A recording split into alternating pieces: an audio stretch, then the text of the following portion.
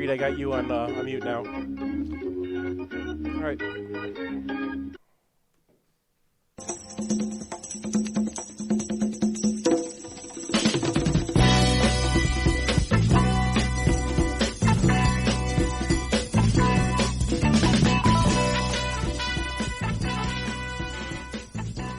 Welcome to MGoRadio 5.4, live from the planet Gondlor, where we discuss the latest in snookball.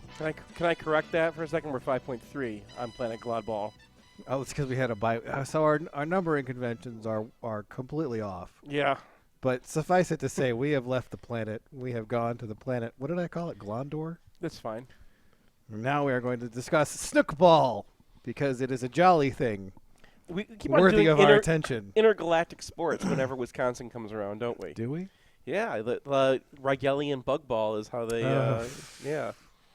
Well, I have to say that the Badgers inspire a certain despair.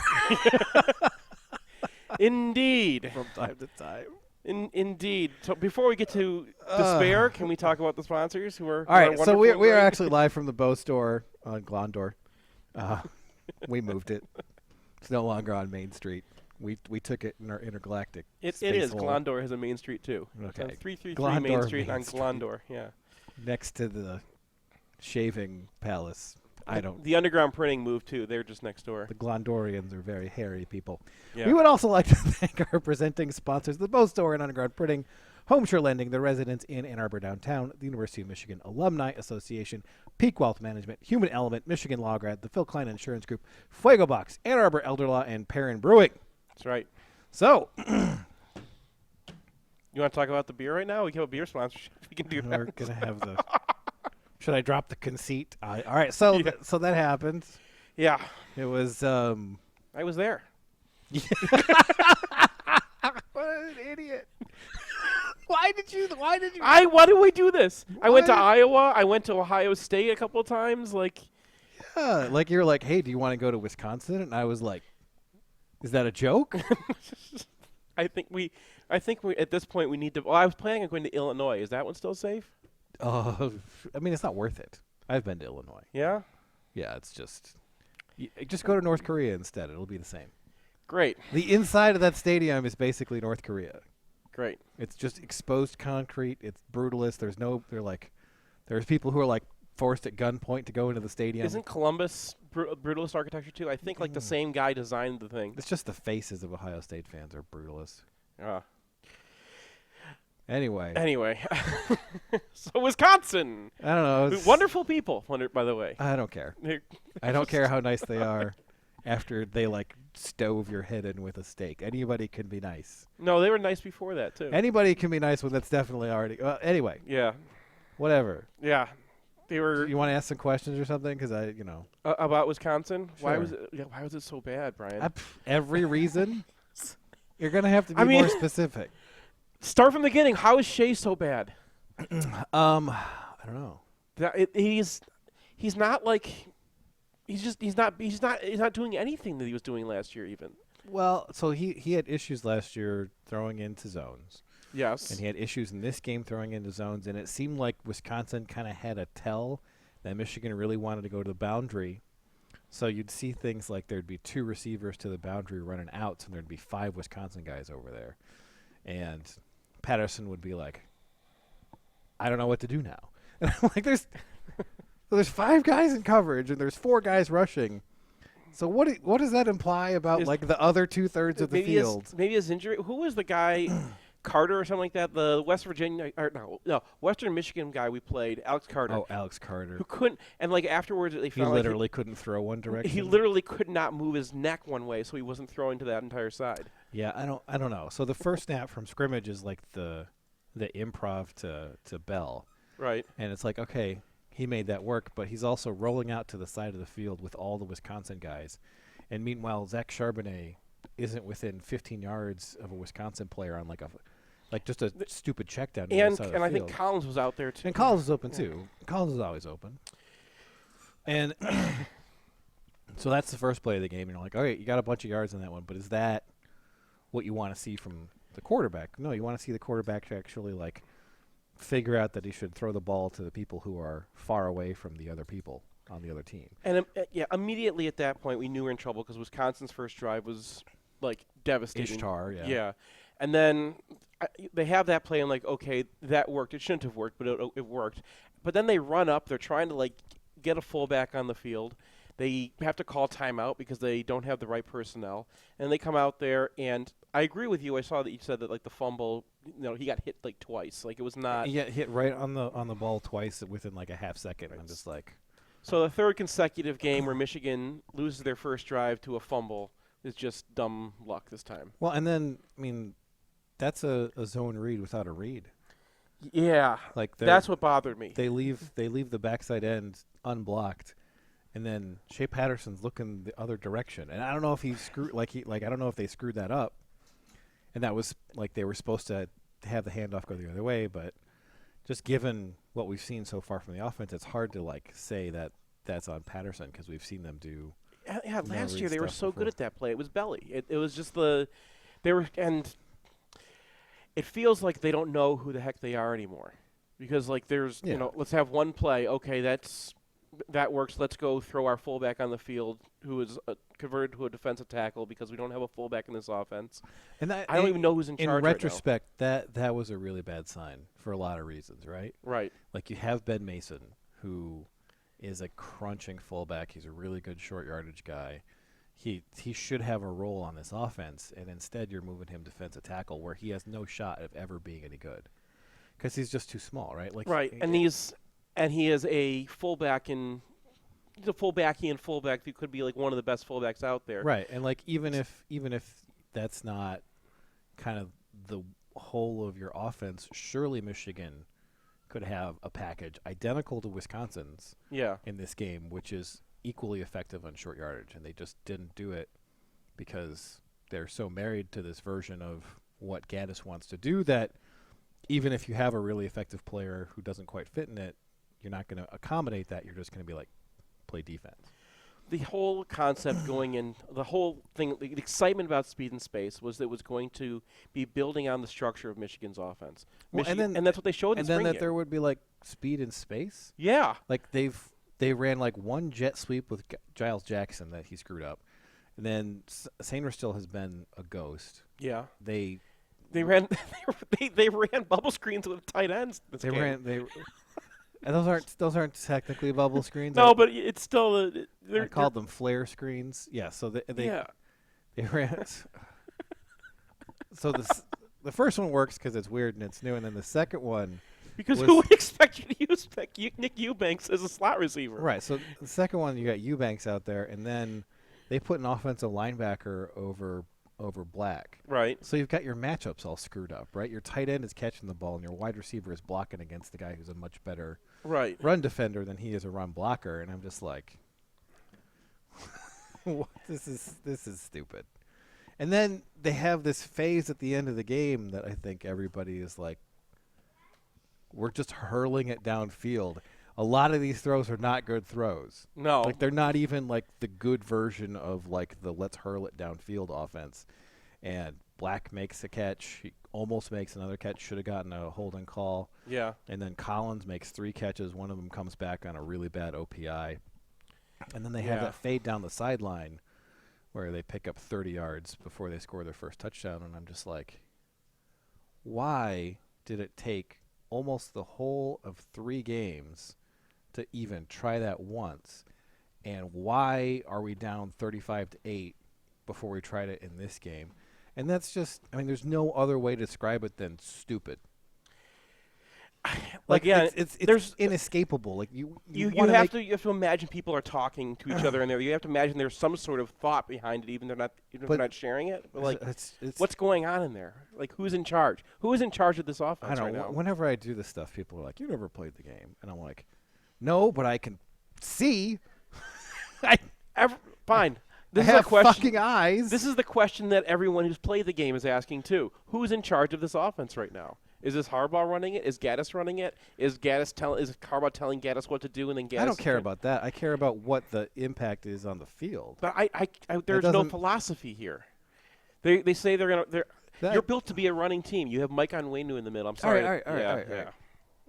All right. So that's the other thing that kind of jumps out at me is they have a total of 10 running back carries in this game. Yeah.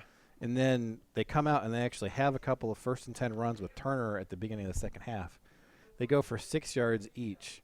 You know, they run split zone. I'm sorry, my reactions are so strong here, but once in this game. And, like, everybody's working on defending the arc package, right? Right. And what is the arc package evolved from? That is the paper to the scissors play, which is, yeah. And split zone gets 6 yards because the kick-out block is free because the guy's like, oh, it's arc. Yeah. And then they run, you know, an inside zone up the gut, and Ruiz and Onwenu put the nose tackle 6 yards downfield. And it's like, well, and what do you, like, what do we talk about? You're doing these FFFs, and you're like, this is a really light front, guys. And I'm like, oh, well, you know, this is a game where I think Michigan should explore paving some guys with their interior offensive line because, again, right, I have eyes, and I just don't understand.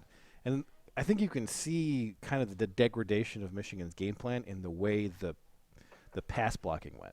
Okay. So Michigan actually had 15 pass block positives before they got their first negative. Okay. And so I didn't even notice that we're reading it. I was like, well, I mean, if you go, I didn't call this out in the UFR. I probably should have. Mm-hmm. But when I'm tallying up, it's like, I was like, oh, this is actually pretty fine. And then they just keep throwing the ball. They have a total of, I think, 4 first-half rushes. Mm-hmm. And then after Wisconsin has lost all respect for the idea of Michigan running the ball, that's when you start getting these guys who are just spinning and, like, going all-out pass rushing every down. And that's a tough thing to do when you've got, you know, John Runyon Jr. at left tackle, who's a good player, but he's not an elite pass protector. And that's what they've got on the they have outside linebackers, right? It's a 3-4 team. So like Zach Bond, if he can pin his ears back and go pass rush, he's, you know, a Uche. Right. If he's trying to be a defensive lineman, he can't do that. Right. They didn't try to put the fear of God into those guys about the run game.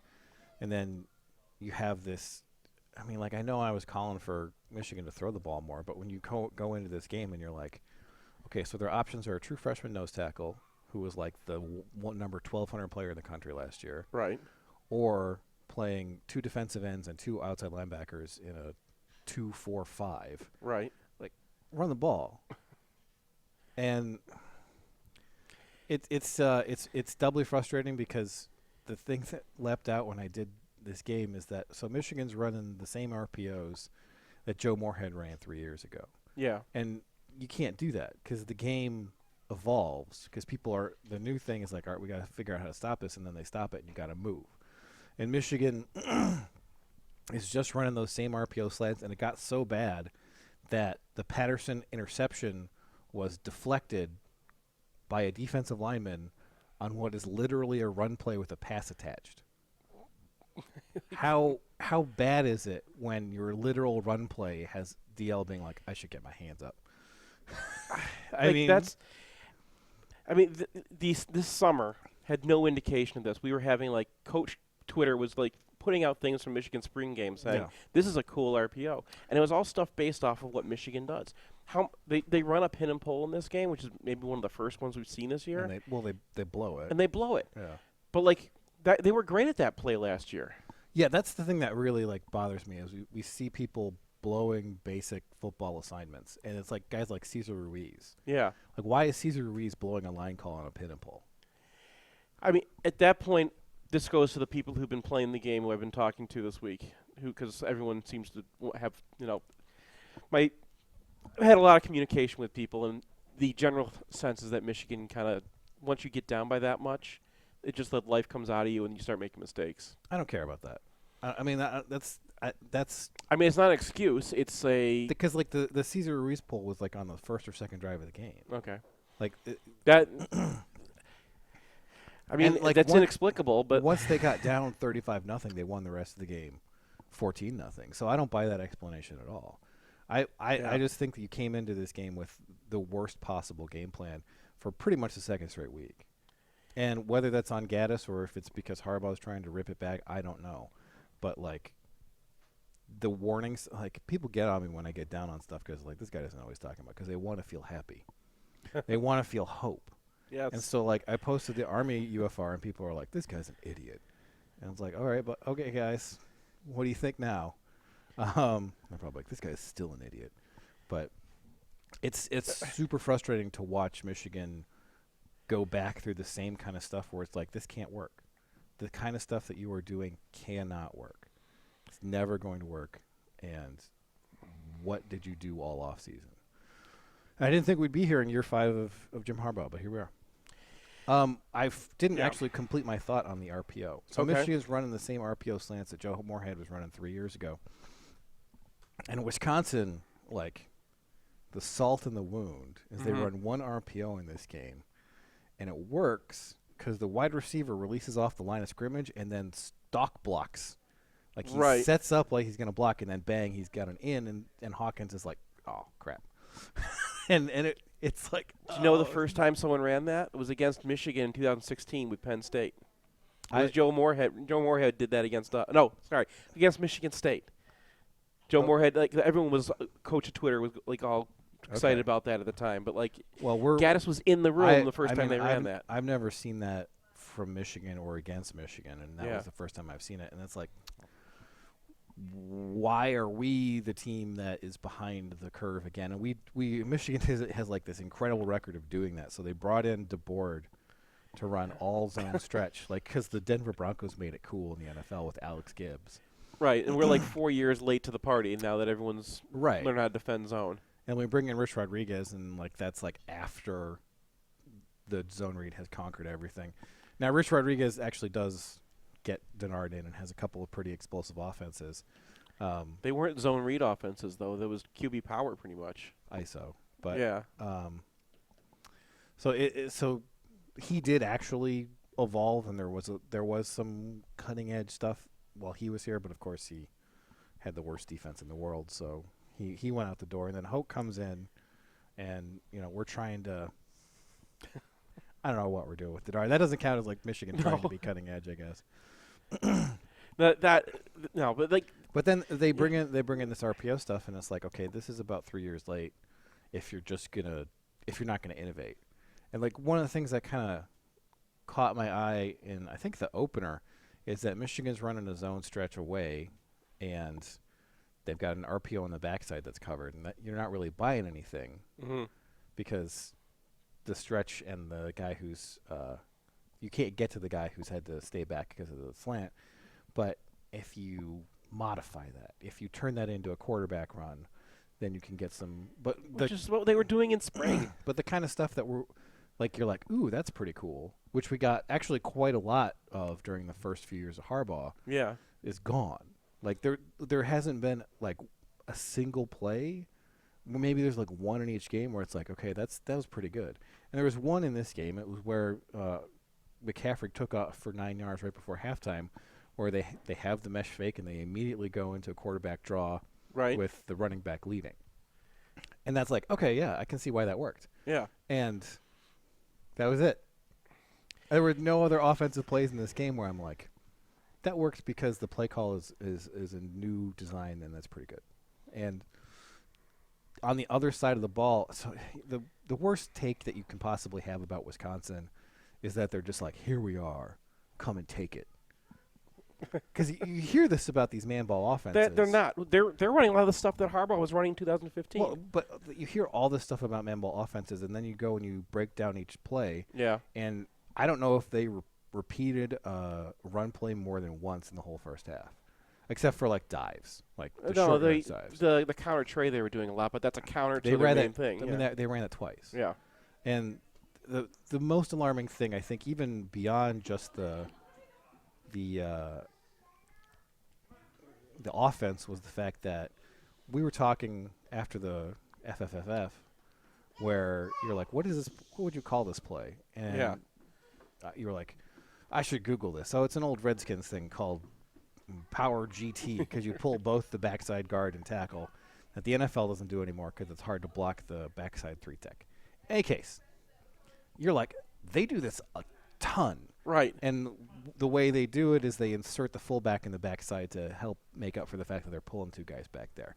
This is their base run play, basically. Yeah. And so I'm I'm breaking this down, and I see the fullback go backside of the play, and the middle linebacker is going with the fullback. Like, the weak side linebacker, you can make a case that the weak side linebacker has man coverage on this guy and needs to go with the fullback. But when you're looking at the middle linebacker going to the backside of a play where Wisconsin is pulling 2 offensive linemen and doing it consistently, what did you do in the past 2 weeks? This is not new. We made fun of we destroyed Nebraska last year because their linebackers are doing that, and we made fun of them afterwards. And like I don't make fun of players. Not made fun of, but like we were like, okay, these guys are pretty bad. Like, these guys are bad. Look at how they're just follow your guard. That the guard will tell you where the run play is. That's all they had to do. Right. Like, people like one of the like most banal high school football coach things is like, fat guys don't lie. Yeah. So like, it was insane watching Michigan key on the fullback seemingly, and then it could have been so much worse because you have like Hudson, and Hudson is like watching 2 Wisconsin offensive linemen bear down on him, and he's somehow getting through these guys to like make tackles. Like, Metellus did it once, Hudson did it a couple times. I think Ross actually had a really nice play, but I feel bad I took his star away this week of all weeks because he was. You take away all the stars, obviously, but so you have this. You're looking at a team that had 2 weeks to prepare for a team that has this as their base offense and can't get their middle linebacker to recognize 2 offensive linemen pulling in front of his face. And I don't know what to make of that. So, like, you have all these problems on offense. You have all these problems on defense. Some of them are personnel-based. I get the fact that Michigan has no defensive tackles. But there's so many errors that are being made that there's so many mental errors being made that don't reflect on the talent level, but just how well organized Michigan is. And so you go back to the fact that for 6 straight games, Michigan has failed to cover the spread by at least 2 touchdowns, and it kind of feels like something is broken in the program overall. And it's not just like, okay, Carlo Kemp's just a guy at defensive tackle. They don't really have a second defensive tackle. It's like, you're not counting Glasgow as a defensive tackle now? No. Yeah, that was another thing. It's like it's 4th and 1, and Wisconsin's just like, there's nobody in that A gap. I guess I'm gonna go in it. I guess it's bad when the quarterback sneak gets halfway into the end zone before the guy would be down. That's not good. Yeah. So, the tactical approach leaves something to be desired. The talent obviously isn't at the level it was, but just more than that, it's hard to tell what Michigan is doing in their preparation, because they seem very ill prepared for Wisconsin's offense. They seem very ill prepared for Wisconsin's defense. I guess they were prepared for Army's offense and defense. What a good idea to schedule them. So there's one of my theories from the game. You said that Wisconsin's reading MGO blog and all of a sudden learned that his name is Turtle and therefore he's going to go for it on 4th down. My theory is that he had 2 weeks to watch Army playing us, and was like, "Oh, this going on 4th down stuff is pretty cool." No, I mean, he got a little curious. I bet Paul Chryst in the offseason reviewed what happened against Michigan, and was like, had a come to Jesus moment where it's like, I can't do that again. Okay. And that's what, I mean, coaches of all of Harbaugh's tried. Obviously, he's been bringing in guys, but just you gotta wonder what they're even trying to accomplish on both sides of the ball. I mean, large scale. I think they panicked when they got Gaddis. I think there was an opportunity to kind of get more modern. It seemed like it was going to work because he was adding on to what we were already doing, and we have not seen any of that. We haven't seen Michigan good at the arc read. They've tried to run it, but they're not. The quarterback's not keeping it. Yeah, I mean that's the crazy thing. They spent the entirety of that MTSU game running that orbit motion. Yeah. With the implied speed option as the keep on the arc read, and then they haven't done that since. And it's like, what? Okay, so presumably you practice that, right? And there was that video of Patterson giving off the mesh read and then getting another ball, and then having the pitch phase. So obviously you spent a lot of time on this, and you put it out there in the opener, and then it's just not even threatened anymore. So it seems pretty dysfunctional, and I have very little hope that things are going to get fixed now. And I mean, people are like wondering about like my mental state, and I'm like, I'm free. I no longer have any expectations. No. Free is like how you feel about the Lions, where like even when they win, you're like, they probably deserve to lose. Yes, that that's game. how I feel. I can't get that way with Michigan football. No, they could lose to Rutgers, and I would be like, okay. All right, couple more points. Cam McGrone. He's all right. He had a couple of mental errors, but he's a young player. He's a guy who I think showed a physical package that is pretty enticing. He'll get more playing time going forward, I imagine. That his first play where the quarterback is like that rollout that always scores. Yeah, I mean, I thought that was a touchdown as soon as they pulled it out, and then he came out of nowhere. He was also able to shoot a gap on another goal line play that was a speed option. And he was able to force a pitch that probably should have been a tackle for loss, but Hudson couldn't make that play. Yeah. So and he was a bright spot. I thought Metellus played well because Metellus always plays well. And he was put in a lot of tough spots, too. There was, they overran something on the sideline. But, I mean, he was good. Aiden Hutchinson emerged with his dignity intact. Right. Which is good because he got blown out in the first drive, and then I think he got salvaged the pancaked year pretty early, and then he had a decent rest of the game. But the thing that leaps out as the personnel is when they run the draws, and Carlo Kemp is 8 yards in the backfield. Yeah, that's what my neck Sharpies was on. It was like the cuteness that they were doing because they don't have defensive tackles. I don't know if it's that specific as cuteness, but Mason was doing that in the opener, where it's just like he's firing off so hard because he knows that this is his only way to make a play.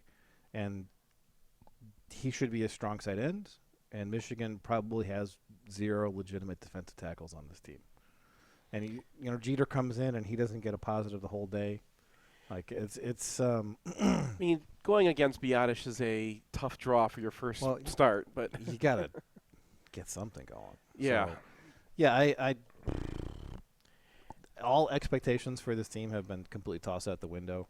Are you going to lose to Michigan State at home? I don't know. Oh, God. Am I even going to go to that? I don't know. I don't want to go to games anymore.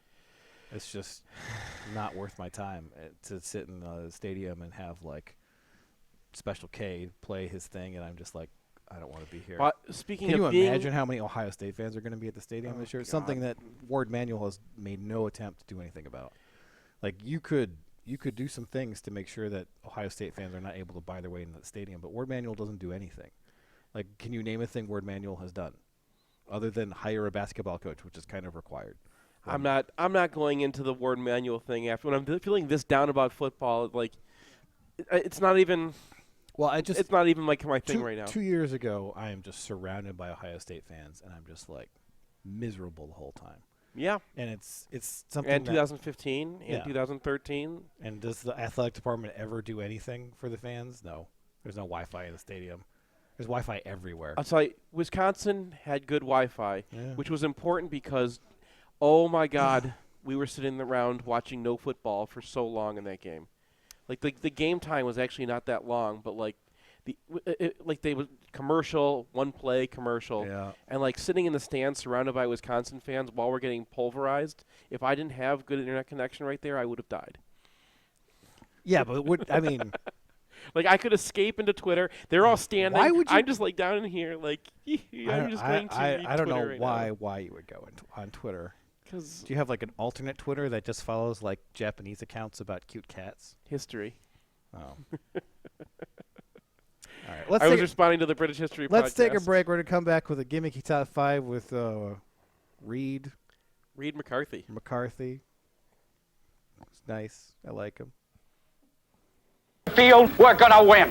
We've got big goals. We've got big ideas. We've got to win this game, and there is no game on the remainder of our schedule more important than the one you're going down to the tunnel to play today. Now let's go. Let's go. Underground Printing is proud to present The Bow Store. Visit us at our new location at 333 South Main or online at www.bow.team.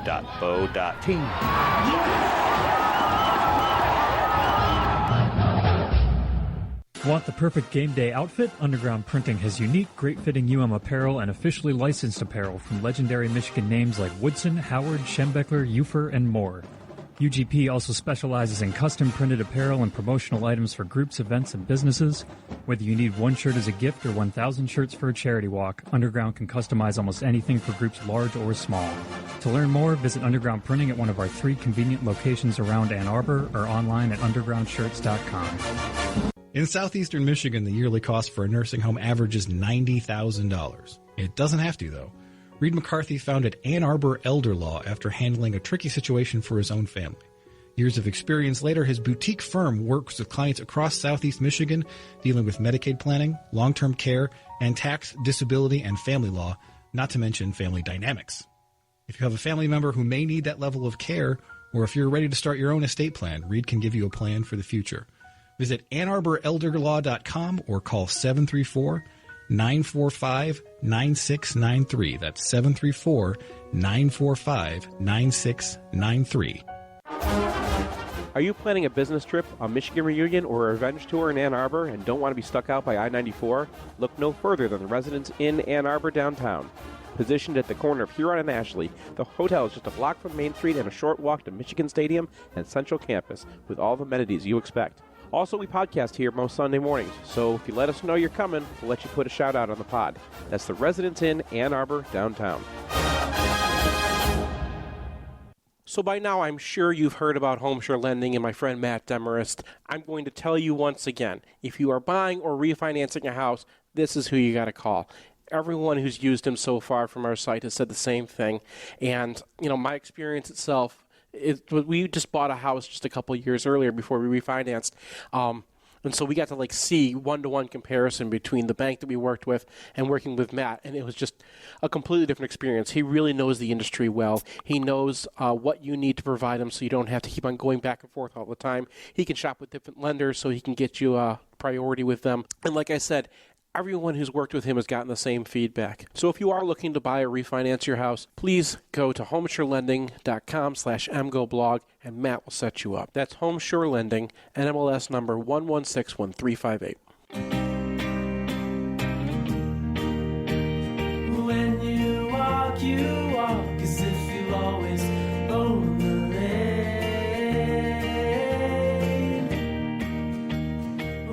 Welcome back to MGoRadio 5.3, live from the drunk minds of Zendular. That's where we are. Live from the here Bow on Store Zendular. on Main Street on Zendular, where we are talking about crankball. And I brought beer. You brought beer. I did. What did you bring? Well, because of this week, You brought the No Problems IPA. Yes, because last week we had 98 problems. And what would happen in the game? And now we're playing Rutgers. Right. Now it's no problems. All right, yeah, that's good. I also brought this one, the Rosa Flanders Red, because this is the highest ABV that they have. That's a sour, isn't it? Yeah. Yeah, I'm not really a sour guy. Well, I want you to try this one when you get a chance, because it's going to be pretty good. But yeah, this is good. Yeah. This session IPA bursts open with notes of fresh citrus, ripened melon, and a distinctively floral bouquet. It does do that. Yeah, I've had those. They're good. That one's actually good. We took that golfing this summer and Took a golfing. took a case of Perrin No Problems IPA golfing. It was perfect. I'm now thinking of that scene in The Big Lebowski where the dog comes and he's like, did I buy its shoes? Is it taking your turn? You brought the beer bowling. Yeah. Anyway, you can find Perrin beers at Meijer, Whole Foods, Kroger, and any bar with a sense of taste, or check out their selection at PerrinBrewing.com. speaking of Perrin Brewing, our gimmicky top 5 is coping mechanisms. Yes. Of course, alcohol is one. Is it? I mean, it's a coping mechanism, Yeah. but It's kind of easy. Is it on is it on your list? It's on my list. it's not on my list because I felt that was too easy. All right. Well, who wants to? By the way, we can introduce our guests. We got. Oh, yeah. Hey, Reid. How's it going? Hey guys, thanks for welcoming me to the Black Pit with you. Reid is, of course, the Ann Arbor Elder Law impresario, honcho, Attorney. attorney. That's what I do. It's your business. You get to name. You get to Yeah. give your own I do. name. You Yes. can be El Presidente. Yes. No, you can't because that guy's in. You have to pass the El Presidente bar first. Oh. Yeah. Anyway, you did press the. Do you want to talk about what you do? Yeah, before we so go I into this? do estate planning. My office is here in Ann Arbor. I specialize in estate planning, probate law, long-term care planning, and that kind of thing. So if somebody, I have you guys have probably heard my MGO blog ad, which has been the same for I think 5 years, and I want to edit it so you just edit for inflation. So you just do the read and you just stick in $110,000, and then everything else is the same instead of 90. We can do that. I mean, we keep bugging people to be like, hey, we should do some new ads, and they're like, yeah, we're good. Yeah, they're good ads. I have people who can recite them to me, and they often do. Like, to be mean? No, they just say, I hear you're at an MGO blog, and to prove it, they recite it. Oh, wow. Yeah. That one uses the word plan twice. I actually was meeting with a friend of mine who's an attorney, and she said, hold on a minute. And she called her husband, who was driving, and he recited it to me over the phone. So, advertisers, it works. It does. All right. Do you have a place, a nice place? For a football program that might be in terminal decline? You know, I don't think even I can help with that. I think that takes more planning than I'm able to do. All right. Madden kids. That's what I'm hoping for. Lots and lots of Madden kids. Our gimmicky top 5 is coping mechanisms. Seth, your number 5. It's Halloween candy, because usually by the time I need it, we have a lot of it in the house. So you're just scarfing down? Yeah, I just something's Mallow bad. bars. I just go in the closet where we've hidden all their candy, and the Snickers go first, and then the Twizzlers, and goes then on the from there. Twizzlers. Yeah. Your second choice is Twizzlers? Yes. Does that sound crazy to you? No, I don't know. Twizzlers is kind of plasticky and gross. Yeah. I'd say Snickers or maybe Smarties. After the Reese's. Smarties? After the Reese's, you need something with a different. Oh my God! content. The Reese's aren't going to last the first night.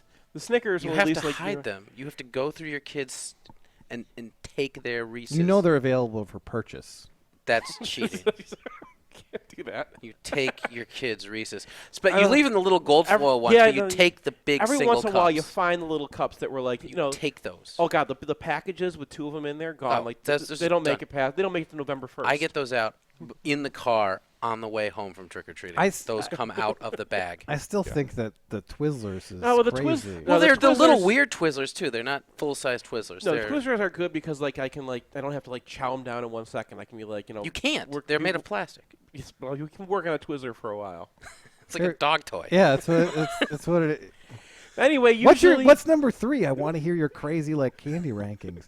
It's like let's change the top 5 right now. Is it like Halloween candy. No, we have gimmicky top 5s coming up in the future. No. I just need your number.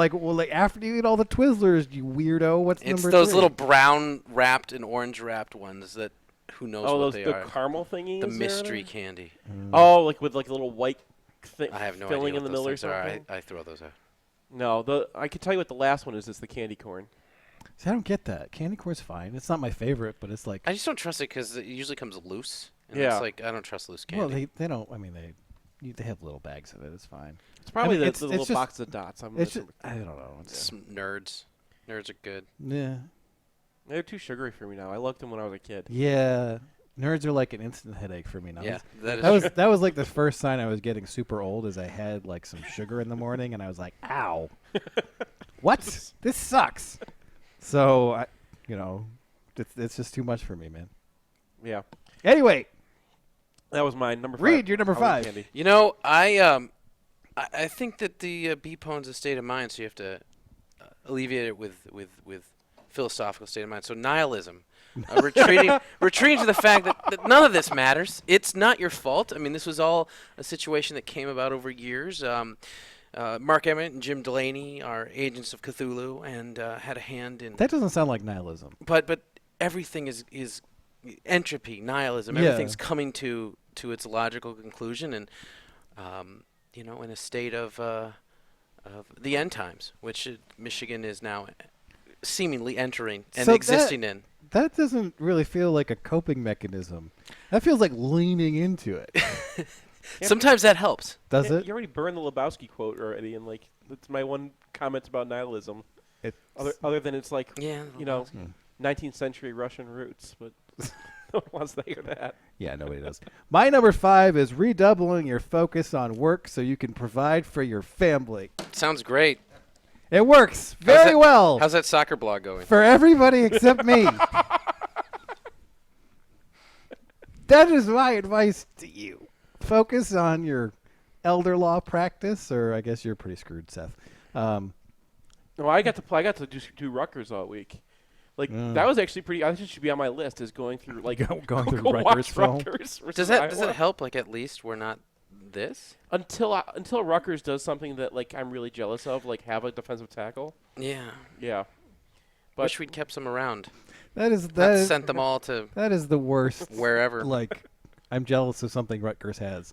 Have a defensive tackle. That's like, ooh. I mean, on this guy, but last year I was talking about how this guy should grad transfer to Michigan this year. Well, he didn't listen to me. Seth, you're number 4. Play a very easy video game. You know, like one that's got like no challenge to it, or like the old Civilization game where I get to like take over half the world and then, you know, have my tanks against hoplites. You know the cheat codes. Yeah, I'll use cheat codes. Glittering prize and get all the original Warcraft money. You don't really need it for like Civilization though. Like you could just talking about like Civilization 1. No, like I think 4 was the one that I had. 4. 6 They're is the one I have now. Yeah. So my 6 problem has a great soundtrack. I have this really bad Civilization habit where I like start a game and then if things I don't like it, I'm just like, I'll start over. Yeah. So like all the games I actually complete are ones where I'm just dunking on everybody. It's like I only play the Michigan versus Savannah State, not that Savannah State game, but like the other one, the Michigan versus Texas A&M Civilization games are the only ones I play. So I'm just like, oh, this is boring. What I need is like the free cell win counter, where they actually track how many of your games you win, and then I'd be like motivated. I'd be like, oh, my win counter is going to go down if I don't try to screw these Prussians. They don't have Prussians, do they? Well, it's too bad. They should have Prussians. No, you're thinking more like Europea Universalis. Europa Universalis. Yeah, they do a great thing where like there's a mode where you can't cheat at all. You can't like go back and save. You can't do anything. There's Iron Man mode. Yeah, but so that keeps me. I'm just gonna have to call EU4. Yeah, is intermittently very entertaining to me because like you can do these crazy things. Like you start with this one province in India, and then your goal is to conquer all of Germany. And usually it's because it's like a stupid pun. Like, just like, oh, this place kind of sounds like Germany. Go conquer Germany, you guys on the Deccan Plateau with your 111 province. I think we've digressed. Reid, you're number 4. Is it my turn? Yeah. I suggest disassociating. Retreat to your mind palace. You know, we live in a world now that is absurd. Al Borges is now a commentator on Michigan football, which to me is insane. Insane that we are going to on TK. Let's go to Al Borges to see what he says is wrong with the Michigan offense. That is a world that I do not recognize. So I will step aside. And retreat internally. So you're going to go full Siddhartha on this. I think so. Yeah. I think so. I could not handle it when I heard that earlier this year. I could not handle it. I mean, you gotta be careful because I'm on a show with Sam. So. I understand and that. Sam keeps like threatening to bring him on too. Like there's gonna be a board just sitting there in the studio with when Craig you walk in and on Thursday morning. Yeah. At this point, I welcome. Ed is gonna be agreeing with I would him. love to see Mr. Fang and Al Borges have a discussion of modern offenses. All right. I think Ed would have fun with that. My number 4 is. This is really like I don't want to admit this, but it's solitaire.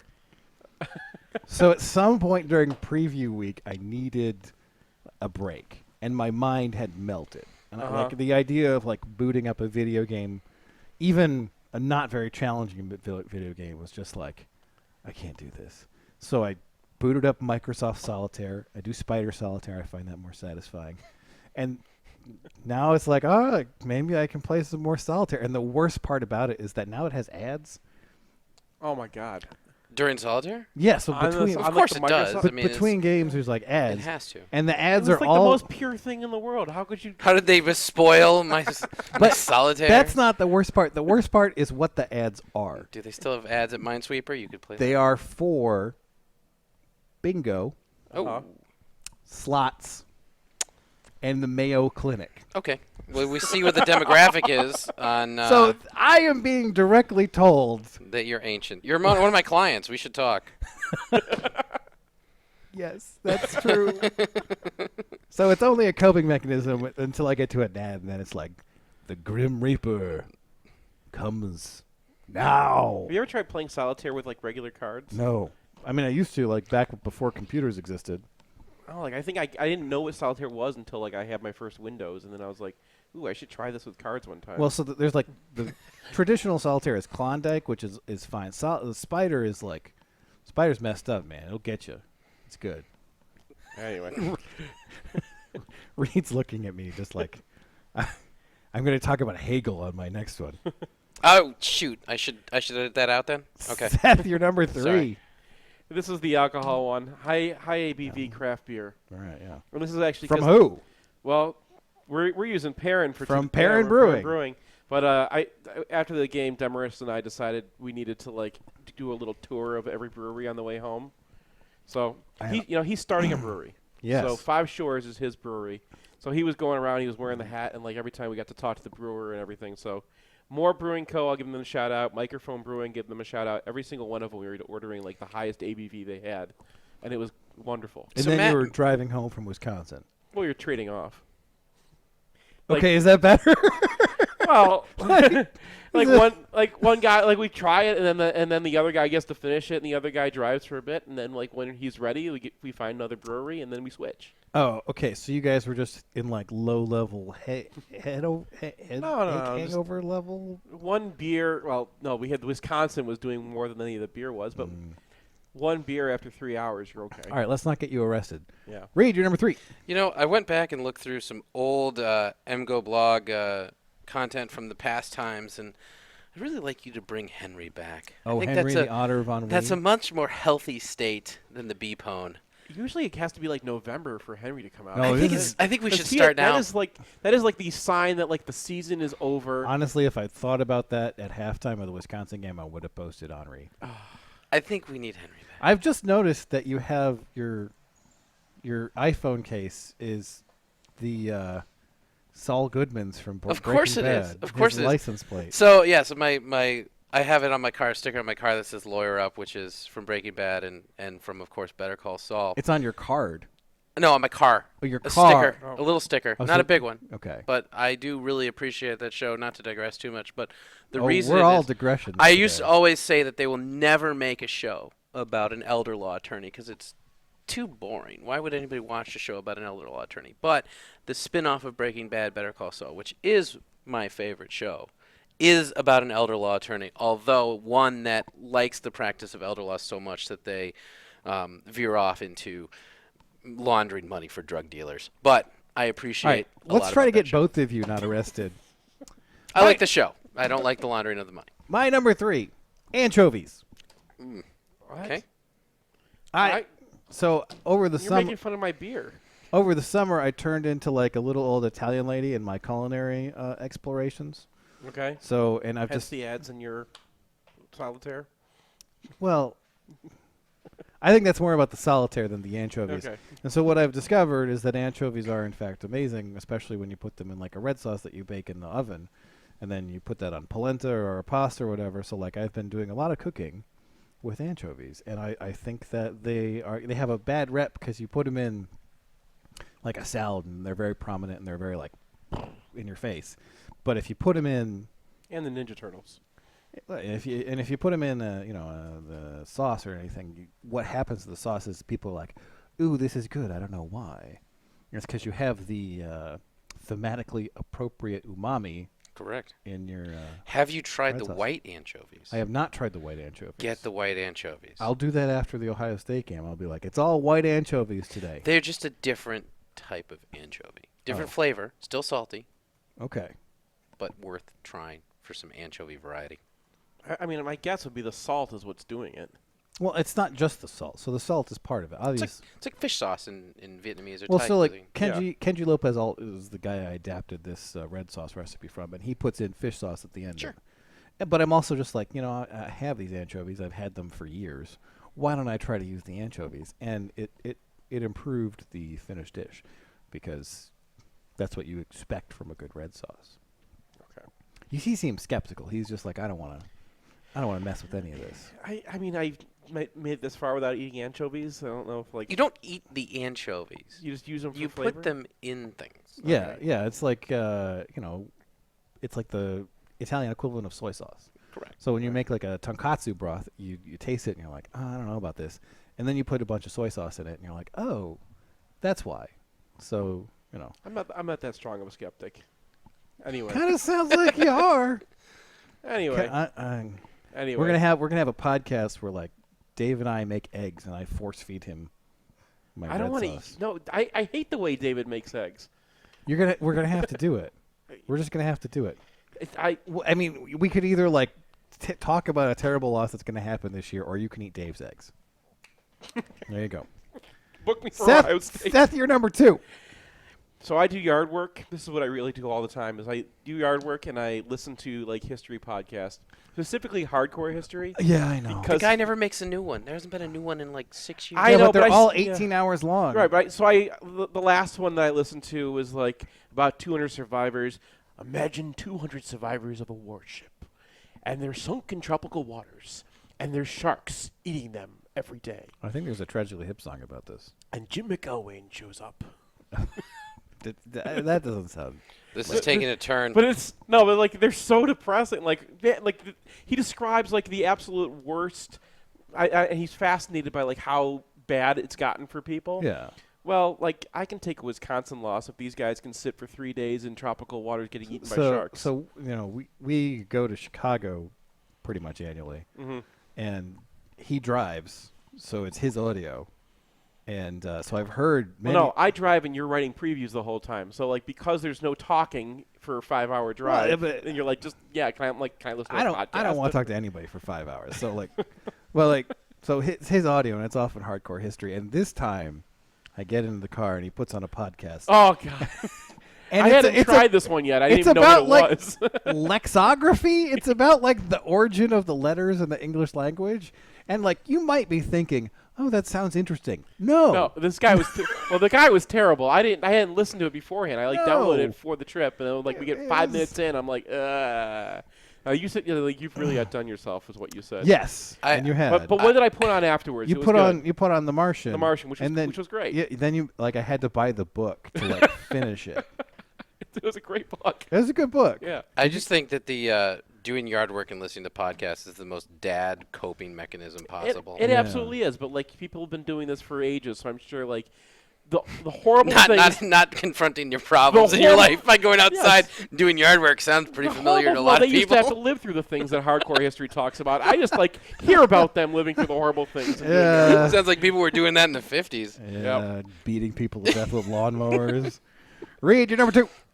I've actually haven't watched one of these Michigan games live. I have taken advantage of the lovely weather, recorded the game, and gone fishing with my children and with my dad for both day games and the night game. How old are your children? My children are 8 and 9. And they like this?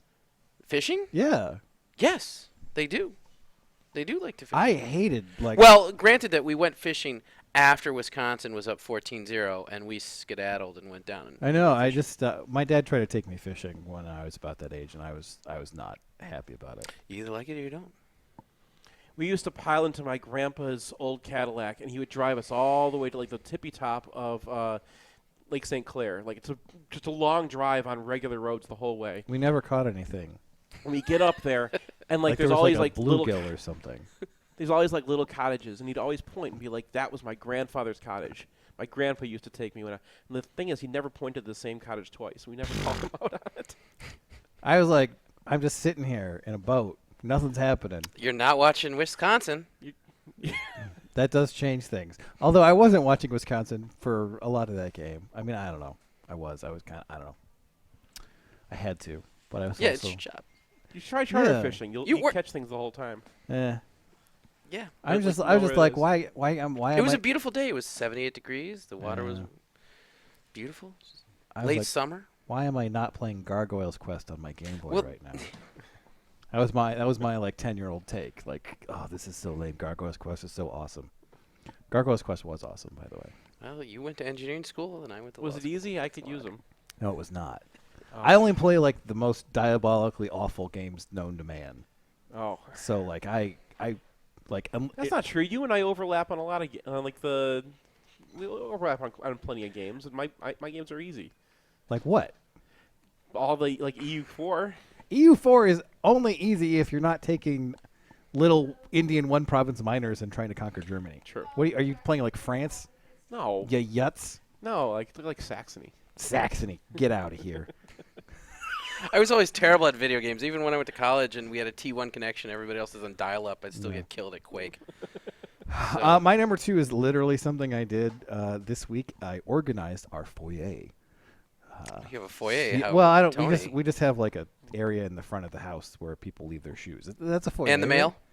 And the mail, yeah. Mail gets in the So foyer. like we had like all kinds of kid crap out Yeah, there, and there was like sure. a stroller and a bunch of stuff we were trying to get rid of, and I like made it nice, and it's nice. Now it's like not cluttered with stuff. That's what happens when you have kids and no basement. Just wait till they play sports or something. In my foyer, I have 2 kids, 2 boys, 8 and 9. They both have soccer bags. One has a swim bag. One has a diving bag.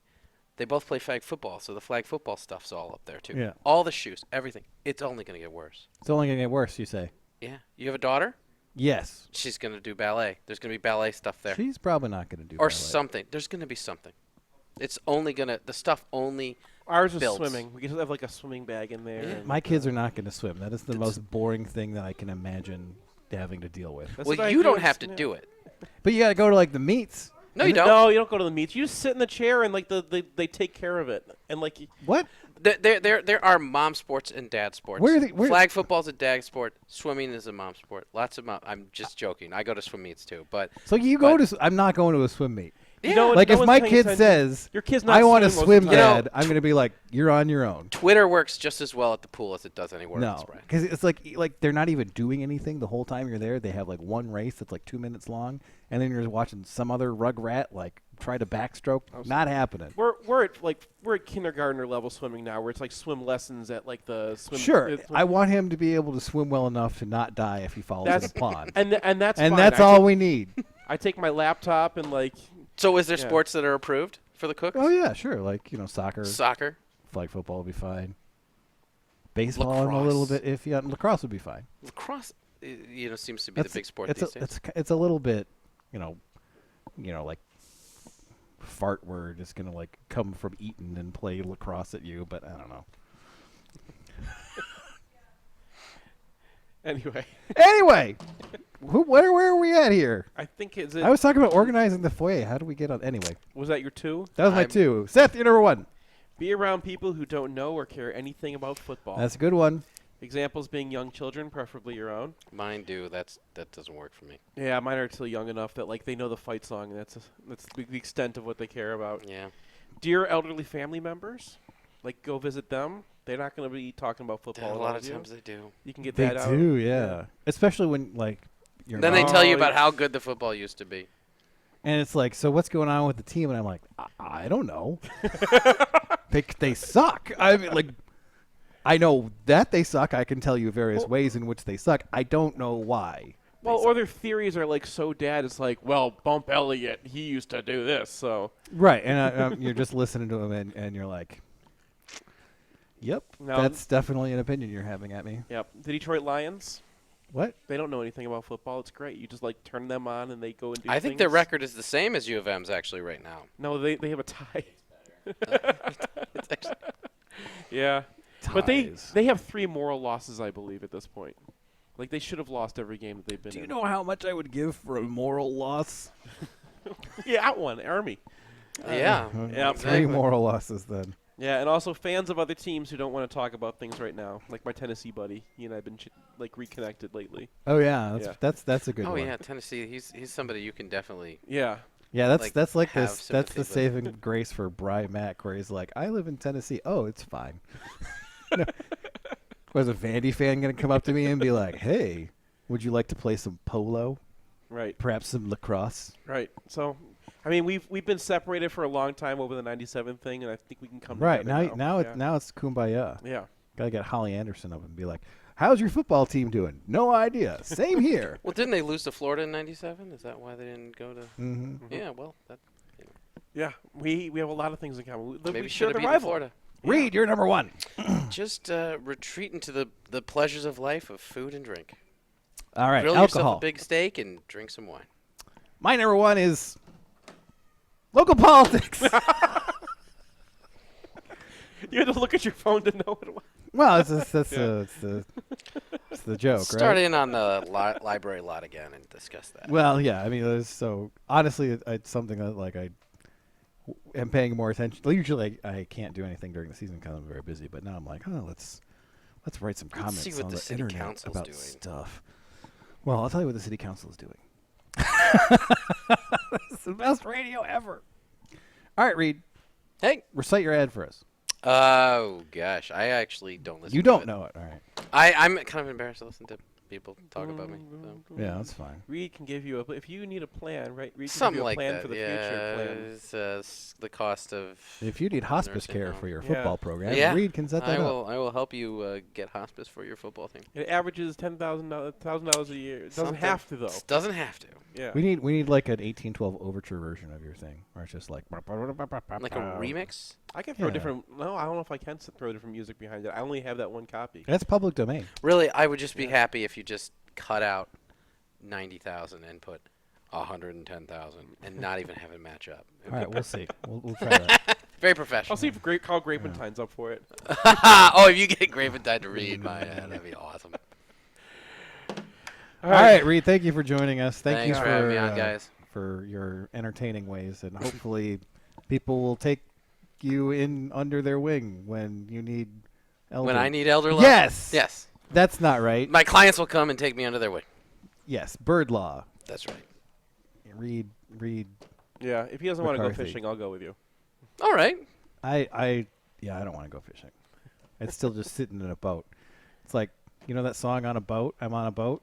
Yeah. That's the opposite of what boats are like. Anyway, let's take a commercial break. Speaking of people who don't want to talk about football. Recently, Seth and I were having lunch, and he asked me what someone in their 30s married with children should be doing with their finances. I rattled off some gibberish, and then he said, "That's what your next ad should be." So here we go. Hey, it's Nick Hopwood, your MGO financial coach. I'm a certified financial planner, founder, and president at Peak Wealth Management. And it would be smart for you to start paying close attention at this point. I think you would want to consider the following. Max out your 401k. I like the Roth 401k, as long as your income is under $415,000 per year. Max out your Roth IRA. Set up your mortgage on a 15-year amortization. Add $500 a month for each kid's $529. Invest with the appropriate risk tolerance. Make sure you have enough life insurance to cover debts, education, and income replacement. Don't take out any credit card debt. Pay all your bills each month. Make sure you have an emergency fund. And if your needs are any more complicated than that, connect with us at peakwm.com to book an appointment. Peak Wealth Management. Retire with confidence. Here's a thing people say. Seth, tell me about your insurance. I'm actually glad you asked me about that because I just changed my insurance, and I'm really happy I did. Let me guess. You use Phil Klein and Owen Rosen of the Phil Klein Insurance Group. They are MGO blog readers, and they don't advertise during football games. And they've got a 5-star rating on anything you would care to see. Call Owen at 248-682-7445 or visit them online at philkleininsurance.com. The places you'll go may seem far from Ann Arbor. From San Francisco to St. Louis to Shanghai. But as members of the Alumni Association, we're never far. Because Michigan is more than a place. It's a mindset that connects us. For those who leave Michigan, but for whom Michigan never leaves, this is where you belong. The Alumni Association of the University of Michigan. Join today at umalumni.com. Passion for e-commerce. Sell stuff online. Security. Performance. Conversion. Beautiful user experiences. Belle experience utilisateur. Monthly marketing. PPC SEO. Make your user a customer. Conversion. Eau de parfum for online retailers. Love your website. Let Human Element show you how. Available at human-element.com and find department stores, not find department stores. Let me just tell you a couple things to keep in your mind while you're out there. When we take the field, we're going to win. We've got big goals. We've got big ideas. We've got to win this game, and there is no game on the remainder of our schedule more important than the one you're going down to the tunnel to play today. Now let's go. Let's go. Underground Printing is proud to present The Bow Store. Visit us at our new location at 333 South Main or online at www.bow.team.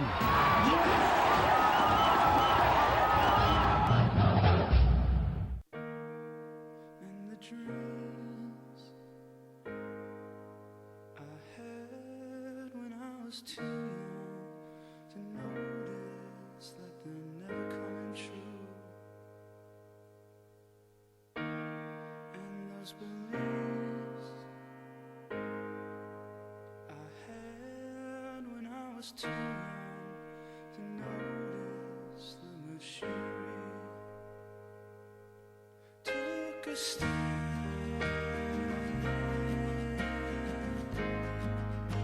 If only for a moment to lift my lips to sweetness. And I traded my clean robe for some nice new clothes. And I've hidden in corners with metaphors for way too long. This world is underway. Welcome back to MGoRadio 3.4. From somewhere. It's 5.3 It's all right. from a bowling alley in the Glaxar Nebula. That was the vocal stylings, by the way, of Trace Crow. We've been playing his different bands. He's a reader Okay. and a friend. And we're live at the Bow Store on Nebular 2, whatever I said. It keeps changing. We hop from planet to planet Yes, as they we run out of power. What? Yeah. That's So how then it things really go is out here, us. man. Yeah. We're draining entire societies of their power. Do we have a Sklar yet? Or I we believe still we have Yes. multiple Yeah, we Sklars. have a Yep. Sklar. You have both Sklars. We have both Sklars. How you Yes, guys doing? how are you boys? We're good. It's Are you? I'm worried about Brian. Yes. I feel like Brian does not taste flavor in food anymore because of last week. I'm literally bringing him beer. I mean, Brian, yeah. Brian. I mean, we're so with you. I mean, we're on every level. All we can do is just on all Ann Arbor radio is just make fun of how white John U. Bacon is. That's all we can do. He is. He's so white. Yeah. His kid is also very pale. And all he passed also, on the genes. Well, also like the kid was like 2 and he's speaking in full sentences, and my kid is like dog, and he cloned himself, I think. Right, Brian? Yeah. So I was watching Glow, and you guys just sort of pop up on screen as like creepy guys. How'd that come about? Glow was awesome. It was an audition. It wasn't even for twins, but we went in and we read it. It was 2 creepy brothers, and we're like, we can do this. It's either us or I don't know who else. Yeah, Me The Too must have. Weinsteins. Me Too must have really cleaned out a lot of your competition. Yeah, I mean, it was the crazy thing is the way TV is watched today, these days, and Glow specifically. It's like when we've done shows like Better Call Saul or even back in the day we did Grey's Anatomy, when it aired, that was the moment at which people on your feed would tell you that they saw it. This, like, the series dropped on a Friday on Netflix, and then all weekend long we were, people are seeing it now. We're in episode 3, so they're binging it, and then we're getting to it right now. But it was just such a cool thing, great set, such nice people, and in the middle, Jay can tell this story about. In the middle of what? Oh yeah, they wrote in. So that whole scene, we did another scene. I don't want to spoil it, but we did a scene up at the net where we just basically are riffing, and they wrote that scene for us after we did a day, which meant they liked what we were doing. So more of it. It was a Sklar run pass option, and they optioned to write an RPO, an RJO, and they optioned us for a little. Yeah, so I mean, you guys are coming into town this weekend, right? We are. We're in Ann Arbor. We're coming to the game tomorrow. Hopefully, we'll see a win. And then tomorrow night, 2 shows at Ann Arbor Comedy Showcase. Only one has tickets, though. Early show sold out, so late show has tickets. Maybe we'll get you guys out to see the show. We'd love to see you there. And certainly Michigan fans. We say this, man. Comedy equals tragedy plus time. Tragedy happened last week. Yeah, time happened this week, and now time for comedy. Yeah, but like more time, right? Like too soon, I think would be the. Yeah, we need a lot more time. Although a thorough drubbing of Rutgers, some Arthur Sitkowski interceptions might make everybody feel a little better. Just let his own lineman hit him in the face. I mean, I have to note that you said hopefully we see a win against Rutgers on Saturday, which is like, this is where we are as a fan base. It's like, well, Rutgers, we could probably. I don't know. They got the Pacheco kid. Yes, they do. Which loss is not too soon now? Like, which losses are we allowed to like make fun of? You can make fun of. Like the horror is still not. It's still too fresh, right? You can make fun of the 1973 vote to send Ohio State to the Rose Bowl instead of Michigan. Everything else is too soon. Everything else is too soon. I agree. When you went on the round table this week and said there is no hope, there was a moment where I was. There's a moment where I should be like, yes, there is hope, but I literally nodded my head and I was like, nope, there is no hope. No, we come to you guys to help talk us off the ledge just by listening to your podcasts and whatnot. And this week, Brian went to the ledge with us and pushed us off. Well, but once you've fallen off the ledge, you are free. True. The world no longer has impact. Free fall. Yes. I mean, you're still subject to gravity at that point. There's a Jeff Bridges movie about that. Yeah. So like, there's a moment like if you don't even watch the game, where like on the West Coast we get the game start at like 9 a.m. So if at 10 o'clock I'm just walk up to my wife and I'm like, so what's going on with you? She'll be like, what is wrong? What is happening right now? Why are you talking to me? Yeah. So we have 2 small children, so like it's like the other one is trying to like throw something at me during the game, and I'm just like, I love you. You are my son. I am not going to eat you. I am not going to rip you limb from limb. Maybe mother should take you out of the room. I'm surprised that like you don't know to keep the kids away from you. Like my wife will not have them near me. Yeah, I mean, she'll like send me to the bar if they're gonna have to be home. Yeah, I mean, there's always the magical place called upstairs, but that's where I'm at. I mean, I was coaching my son's baseball game while the game was on, and I would check my phone every few minutes, and then I would take out all my anger on our team. I'd be yelling at people. Why I should never yell. We were winning. I should never yell at a kid on second base. I'm like, why are you not filling the A gap, bro? What are you doing? And my kids went on a play date to a friend's house for the Ohio State game last year, and they came home and they just stayed there. No, like they came home and like the kids are like, Lara's daddy is like really angry. Yeah. Not your daddy. You're a nice daddy. Yeah, I'm a nice daddy. Yeah, kids just know the truth. Kids can sense the truth in ways that you don't want them to, and they just sense it. But I mean, look, Brian, I'm going to say this to you because you talk to us off the ledge all the time. We're going to talk you off the ledge right now. Last night I watched Rocky IV with my son, who's 10. All right, it's a terrible movie, but okay, this is a good start. There's because it's terrible. First of all, that my son, I showed him Rocky III last week, and his favorite moment, along with his friend, is the moment they found out that Mickey was Jewish. They cheered. They literally cheered more for that than after Clubber Lang. After he beats Clubber Lang, they're like, "Wait, why are they saying Hebrew?" I'm like, "Because when Mickey died, he's Jewish." And they're like, "Oh yeah, yeah." I was like, dudes, like all they said after Rocky beat Clubber Lang was he should have stepped on his neck when he was down. I was like, you were more excited about Mickey. So last night we watched Rocky IV, and I'm just going to say this.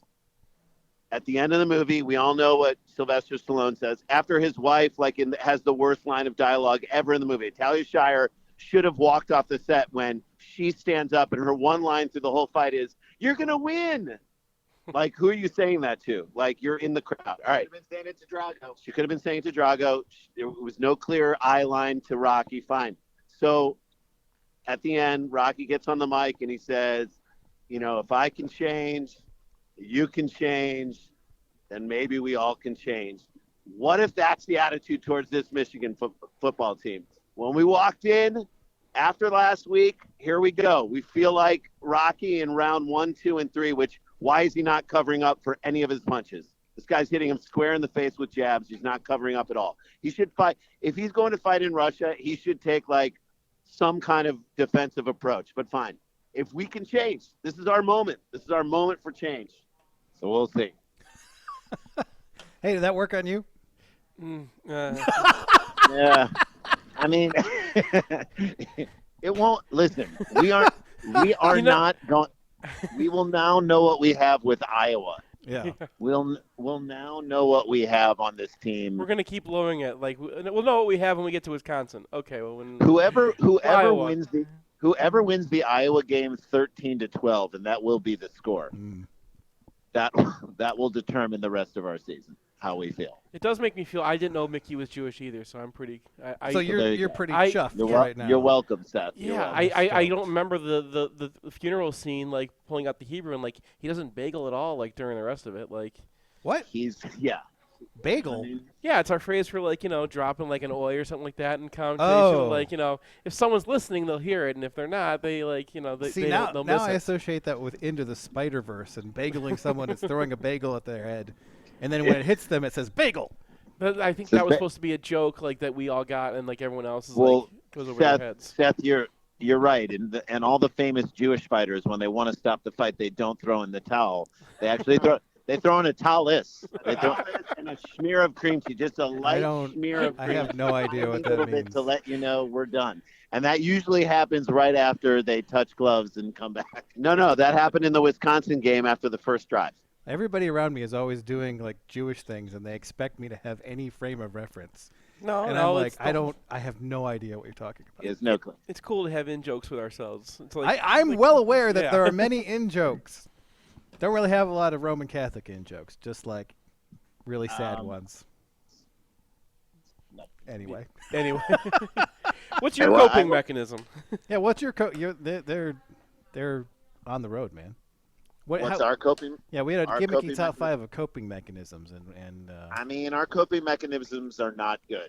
Our coping mechanisms are that we wind up saying the most evil, terrible things that we could ever think of in text chains with our friends, that if they ever got lit, and then we take those text chains and we put them on a code encrypted server that only a code server you could find it. No, but I mean, we go to the darkest place of our hearts. We're comedians, so we try and look at the funny side of life. But then, it allows us that release.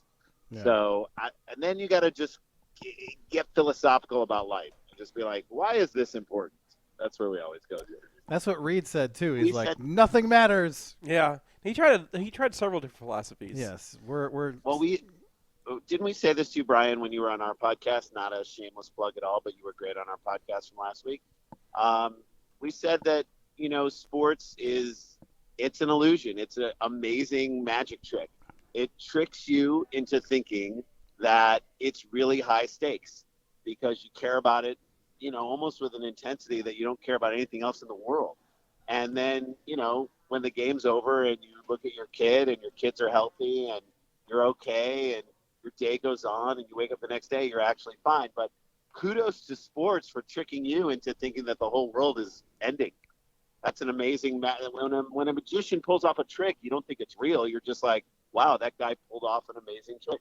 That's what sports does. That made me feel better. That does make you feel better? Yeah. I mean, the problem all is, the rest of the sports like takes the tablecloth off, and you can see the thing, and you're like, all right, I see that it's just a trick, but it still works. I don't know. Still works. Still works. Yes, it still works. In our case, someone pulled everything off the table, including the dishes and everything, and it's on the floor and it's broken. And how do we fix it? Yeah, that made me feel a little bit worse. Yeah, I actually I just had the picture of Gaddis like walking in like, guys, here's how we run some offense. Ready? Shoop. Yeah, and then he just everything goes off. Chandelier, everything. Man. Yeah. So everything comes off the table, and then 2 of the legs break, and the table falls down. I just wanted to talk about like Glow and their career, and now we got to talk about football the whole time. So fine, let's talk about Glow and let's talk about fun stuff like that. The fact that we're driving in a pouring down rain to go do a show in Tinley Park, Illinois, Chicago, then getting into a car and driving all night to get to Ann Arbor so that we can see the game and everybody tomorrow. Sorry, I brought it back. How many days a year are you guys on the road? So we try and plan it that our families definitely don't want us to be on the road as much as we are. It's like that scene in Annie Hall not to bring up Woody Allen. I don't know how anybody feels about him, but like the scene in Annie Hall where they're both at the therapist, and her therapist, she said, how often are you guys having sex? She's like, all the time, 3 times a week. And then it cuts to him, and his therapist says, how many times are you having sex? He's like, almost never, 3 times a week. So we think we're not on the road a lot, and our families think we're on the road all the time. So, I mean, I think, and nobody's having sex.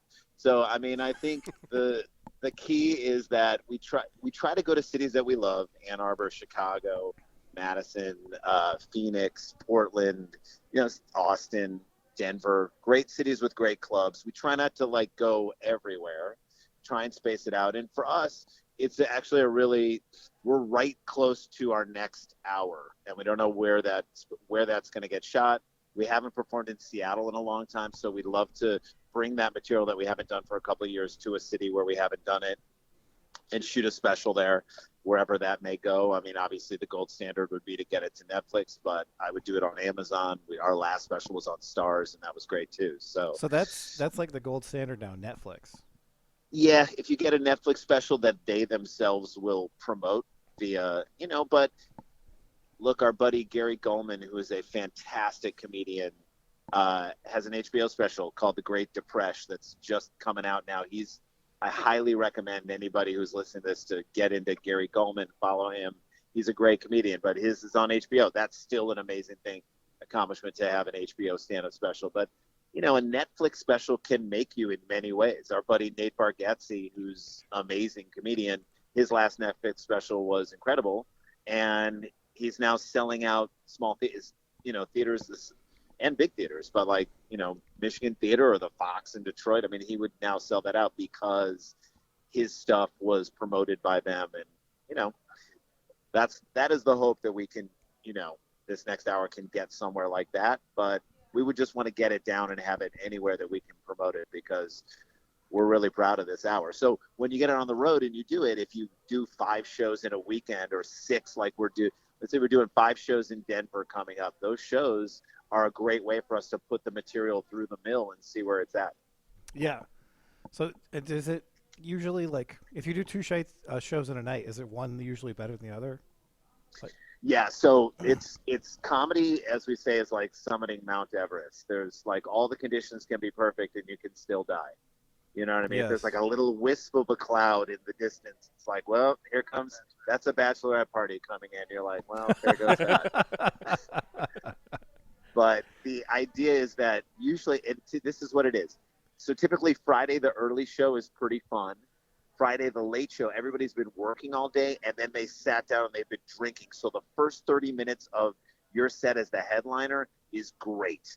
Then the last 20 to 25 minutes of your set, you're battling with them because they're tired or whatever. Yeah. Saturday, depending on when the shows are, some clubs have now slid them back a little bit. So shows start at like 7 or 7:30, and the late show starts at 9:30, or even 10's not so bad. Saturday night shows are phenomenal. Thursday night shows that you do at a club are usually your best, because those are your fans, your true fans who are like, I'm coming to see you on this day. This isn't my weekend. I'm going out with the girls and we're blowing this out. I'm here to see you guys do your thing. And so those shows typically are the most fun. But the crazy thing is, like, you get better throughout the weekend as you sort of hone. Your best shows tend to be like the Saturday early show or Saturday late shows. It's and then when you guys are in LA, you guys, I've been following you on Twitter, and you guys just like show up at a club and be like, hey, we're famous, can we go on? Or is it like a... Yeah, no, that's actually a phenomenal question. So there are 3 major clubs in LA and a couple of other ones. So the 3 ones that most people work out of, the most people that are the Comedy Store, the Improv, and the Laugh Factory. Now, when we came to LA and moved to LA in 1999, the Improv was the club, and the Comedy Store was kind of down a little bit. You had like all the people who used to hang around Bill Hicks and Sam Kinison and even Andrew Dice, and Kinison and Hicks were obviously dead, and Dice was just dead inside. But the idea that like those people the hanger-ons were hanging around was a very dark place. And the Comedy Store was the first place. Mitzi Shore, she passed us, meaning Pauly Shore's mom, meaning she allowed us to watch us do like a 3-minute set. Nick Swartzen brought us to her, and she was like, saw us do the set, and she was, at that point, even her health was deteriorating, but she like saw us do a 3-minute set. I mean, we didn't even have enough time to even set anything up. We came over to the seats where she was sitting down, and she just took our hands, and she was like, you guys are great. We're like, why are you doing a Louis Anderson impression? But she passed us, and we started to do spots there, and it was great because, you know, passing means you become a paid regular. So we could call up on a Monday and say, hey, here's the times we'd like to do spots. And they maybe give you 1 or 2 15-minute spots a week. So we would come in and work out there, and without any fear of even working out new material, because there wasn't a lot of industry there, whereas the Improv was a lot harder. It took us a couple of years to get basically in at the Improv. So recently, though, in the last 5 years, it's completely shifted. It's like almost what we were saying for the last couple of years with as being St. Louis Cardinals fans. We felt like the St. Louis Cardinals and the Chicago Cubs were like a 1980s soul switching movie, like Father Like Son, or 18 Again, where the soul of the kid jumps into the father.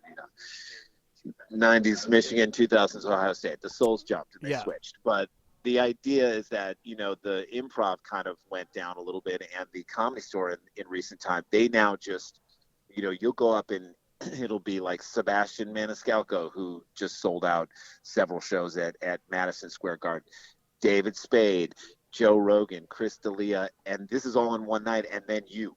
So, and then us, you know, so you, with no host, and the Comedy Store does it where you bring up the next for his tag team, so there's no buffer in between, and it's crazy. So their shows are always sold out. It's nuts. It's really fun.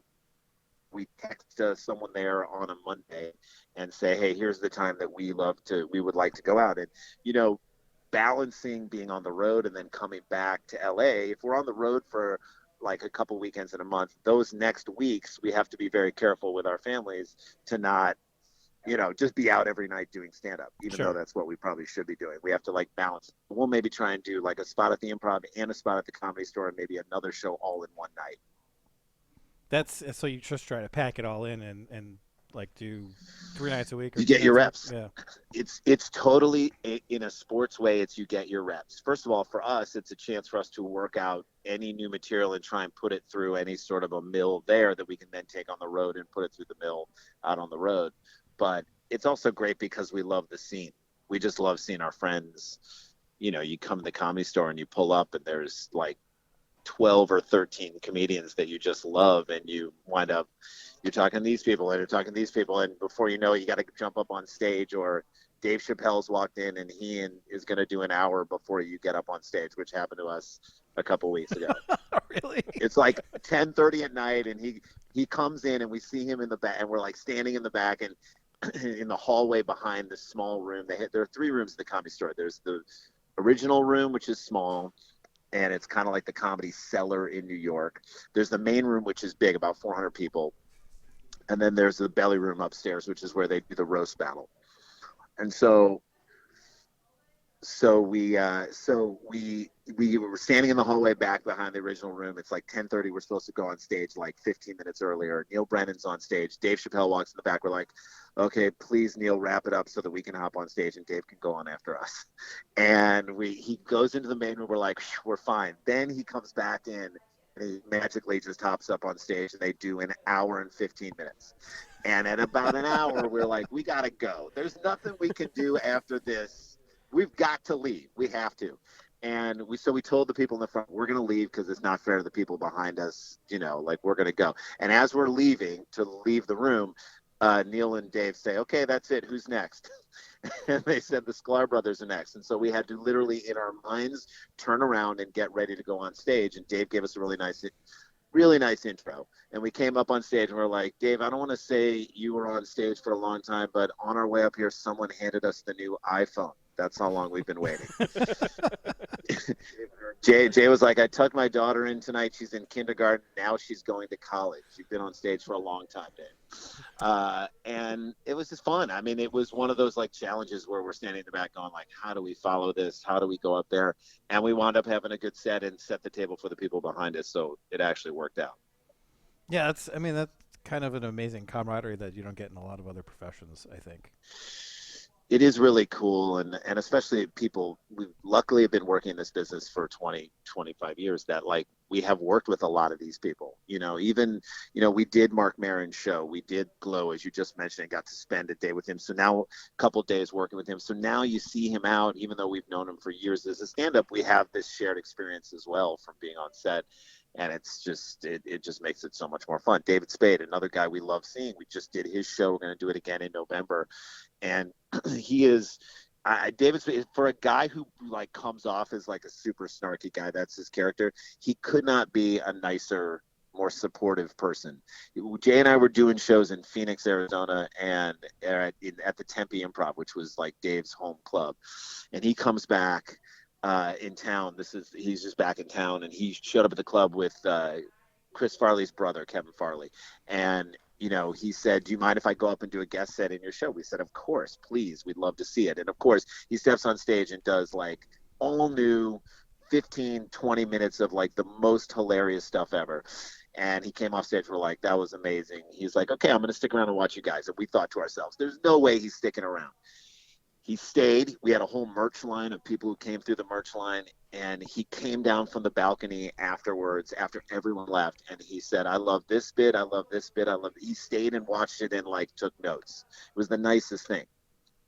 That is amazing. All right, you guys have tickets available for your late show Saturday, correct? Yeah, late shows. Yeah, available Ann Arbor Comedy Showcase. I think it's aacomedy.com. I think, it's about a 250 capacity.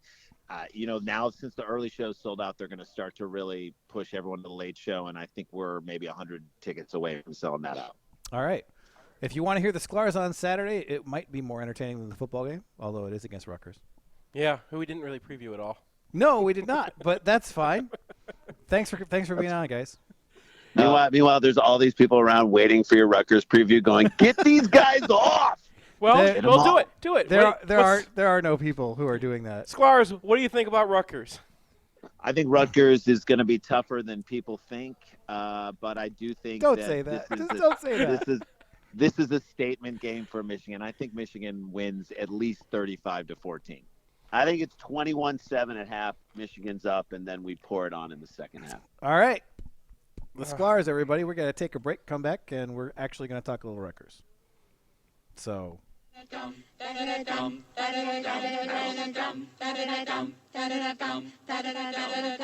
If you find yourself on the wrong side of the law in Ann Arbor or around Metro Detroit, you want a Michigan man in the huddle. Call former prosecutor and now criminal defense attorney Jonathan Paul at 248-924-9458 or visit his website lawgrad.com.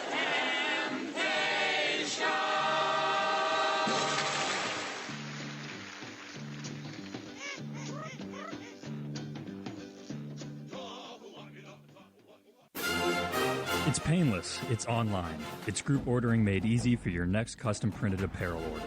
Pogo from Underground Printing takes the aggravation out of custom printing for a group. Whether you're selling shirts for a fundraiser, organizing a large event, or trying to collect sizes and payment for a family reunion, Underground Printing is here to help. Save time and hassle every step of the way with our easy-to-use site. No more guessing what to order, chasing people down to pay, or wasting time trying to sort out who needs what. We'll set it up and you can just sit back and relax.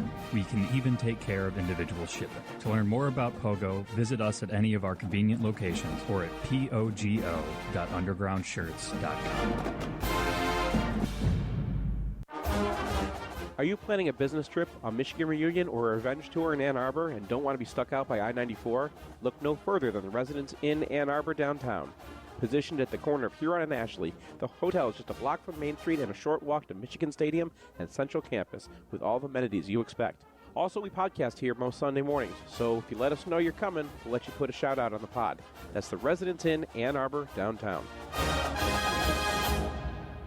Why do you do what you do? I grew up in the small town of Hazlitt, Michigan, and I witnessed great people I care about making a lot of poor financial decisions. I thought to myself, I never want to be in that position, putting my retirement at risk. Now we want to make sure that your retirement is not at risk, and by providing education and guidance, we inspire our clients to make great decisions, putting them on a path to be able to retire with confidence. I'm Nick Hopwood, CFP, president and founder at Peak Wealth Management. And that's my why. Peak Wealth Management. Retire with confidence. The places you'll go may seem far from Ann Arbor. From San Francisco to St. Louis to Shanghai. But as members of the Alumni Association, we're never far. Because Michigan is more than a place.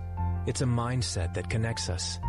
For those who leave Michigan, but for whom Michigan never leaves, this is where you belong. The Alumni Association of the University of Michigan. Join today at umalumni.com.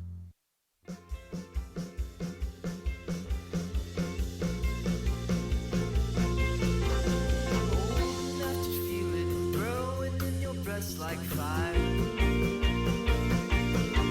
Sitting there with your legs crossed, catch me with your head tossed. I'm a liar.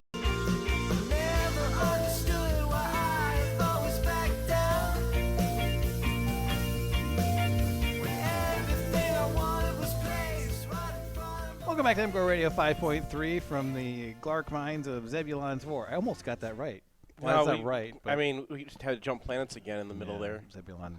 I think it was Zebulon too. Anyway, it really is you. Everything you like touch is just ruined, Brian. Please don't. That was the harshest thing I think we've ever heard on the podcast. By the way, like, it's kind of tough to like dispute at this point. My kids are still cool, so like hopefully that continues happening. Are you nervous now? Like, yes. Wouldn't you be nervous? Yeah, I was blaming myself. Like I go to games and this happens. No, it's definitely my fault. Oh, I'm going to Washington next year. You think we're going to lose that one too then? I don't even want to spend. Let's talk about Rutgers. Let's talk about Rutgers. So they tried to get rid of Artur Sikowski. Yeah, didn't the Texas Tech transfer throw for like 350 yards in the opener? Yeah, but in the opener was against UMass, which is literally the worst team in college football in years. No. Like they're up there with UConn like last year as like the worst ever. Okay. Yeah. So maybe not indicative.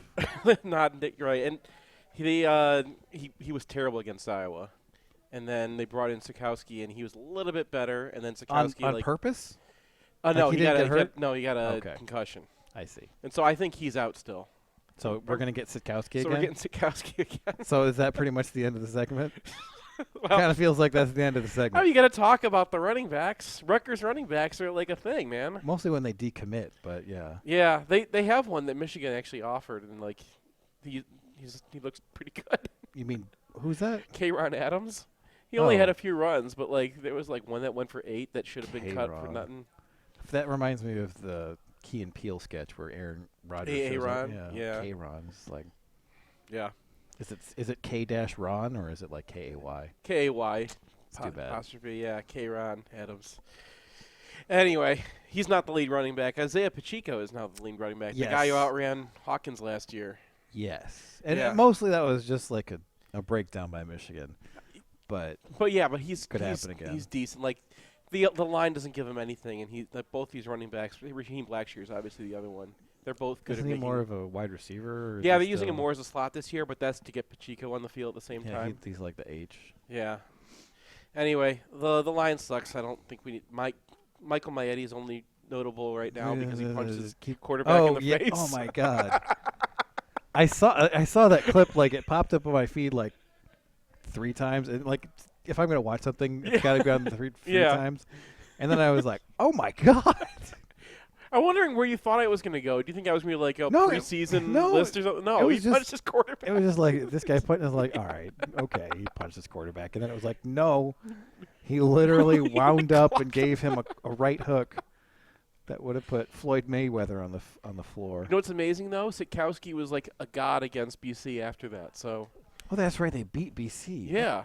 What? BC's terrible this year. BC lost to Kansas. That's true. At home. Rutgers lost to BC. And they scored 16 points. Yeah. So how much of a god was he in scoring those 16 points? Compared to, like, previous Rutgers quarterbacks, pretty godly. I mean, last year he literally set records for, like, the worst quarterback. I mean, that qualifier just invalidates the sentence that follows it entirely. So the defense, Willington Prevalon. What? Willington Prevalon. It doesn't sound like a man from the Ann Arbor Sitting Club.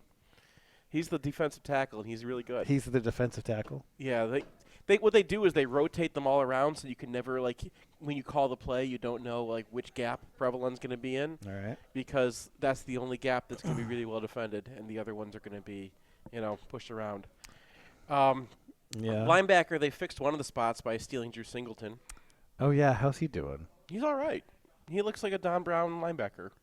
I mean, if we weren't coming off this game where our linebackers were iffy, I wouldn't miss him, but he looks solid. He looks like he knows what he's doing out there, which is a huge upgrade from what they were last year. Yeah, I just wonder what his transfer justification was. It's I'm going to Rutgers. They made it easier this year. I know, but I just want to know what he's from New Jersey. If you transfer home, I don't think that applies unless your mother has a terminal disease. It used to not, because the kid at Illinois, he's the only one, and that's because he was transferring from Georgia because he wasn't playing, and it was almost too obvious.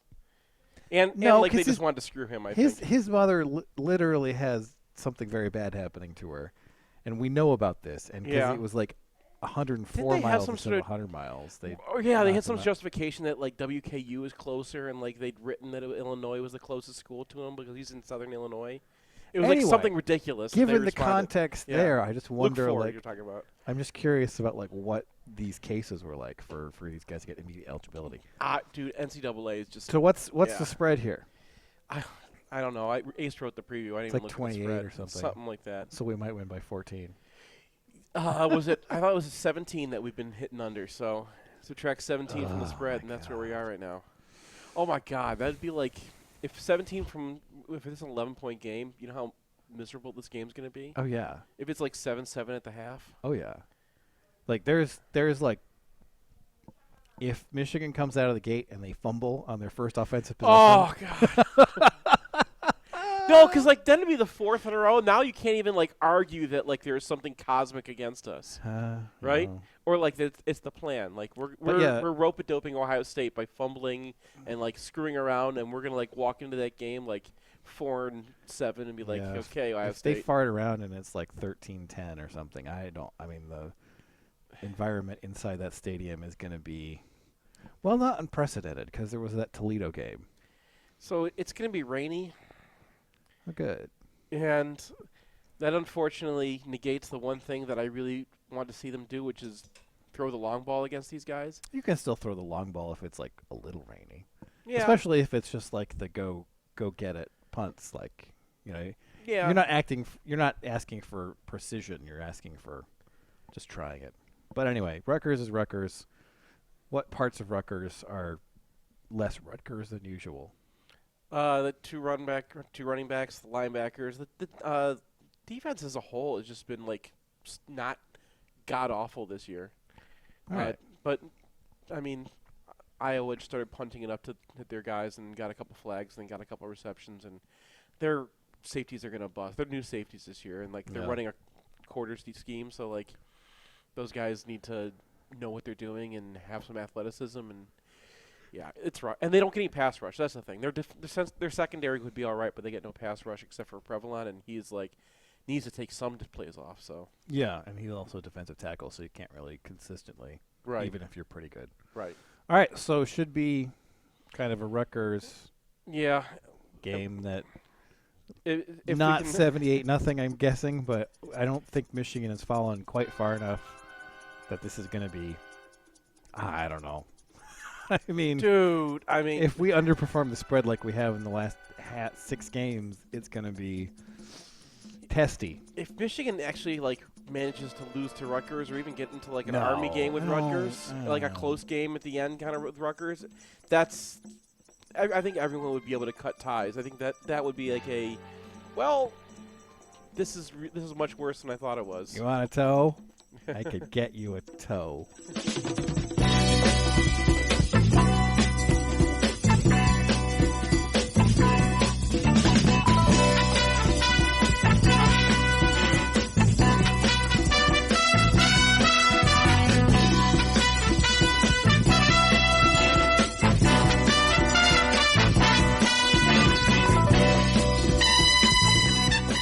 Thank you for listening to MGoRadio.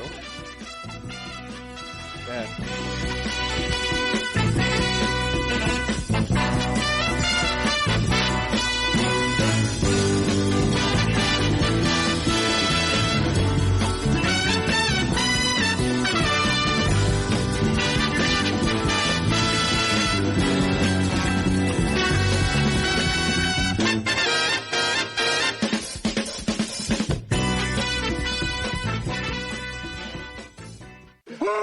got it better than us? No!